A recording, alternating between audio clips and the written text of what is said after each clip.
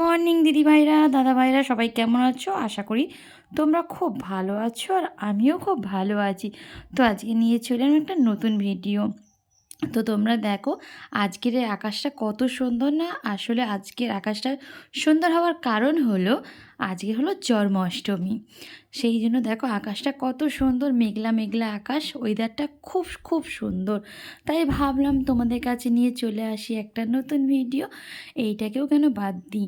দেখো আকাশটা এত সুন্দর লাগছে না, মানে দেখলেই মন ভরে যাওয়ার মতন। চলো বন্ধুরা, আমি তো ছাদে গিয়েছিলাম। আমি এসেছি একটাই কারণে, কারণ আমার ছাদ বাগানে একটা নতুন সদস্য এসছে, সেটা তোমাদের সাথে শেয়ার করব বলে। দেখো আমার ছাদ বাগানে একটা নতুন সদস্য, এইটাই একটা গোলাপ ফুল। কত সুন্দর লাগছে না? দেখো কত সুন্দর ফুটেছে।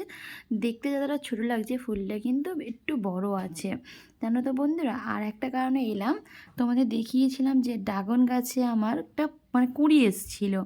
আর সেই ড্রাগন গাছটা দেখো আজকে কুঁড়ি থেকে ফুল হয়ে ফলও হয়ে গেছে। দেখো কত বড় হয়েছে ফলটা না?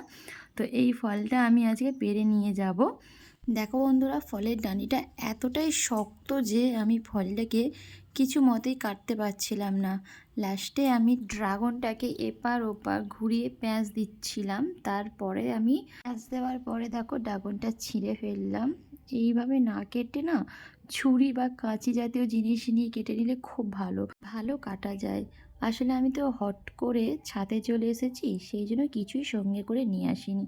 তো আমার তো ড্রাগন ফল তোমাদের দেখানো হলো, এবার ভাবলাম যে চলো খেয়েও ফেলি। আজ আমি ফার্স্ট টাইম ড্রাগন ফল খাবো। অনেকবার দেখেছি বাজারে, বাট কিনিনি, ইচ্ছা করেই কিনিনি।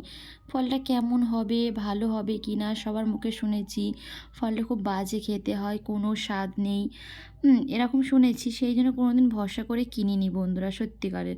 তো দেখো ড্রাগন ফলটা এত সুন্দর রং, দেখেই না মন ভরে গেছে। বাবা বলছে খুব সুন্দর দেখতে কিন্তু জিনিসটা। তো বাবাকে আমি বললাম দেখতে সুন্দর হয়েছে, খেতে কেমন হবে সেটাও জানি না। তো সবার মুখে যেটা শুনেছিলাম যে একদম স্বাদহীন একটা ফল, কোনো স্বাদ নেই, কিছুই নেই। কিন্তু না বন্ধুরা, একদম স্বাদহীন বলা ভুল। হালকা টক মিষ্টি স্বাদ আর প্রচুর প্রোটিন আছে বন্ধুরা এই ফলে। টাটা বন্ধুরা, ভালো থেকো।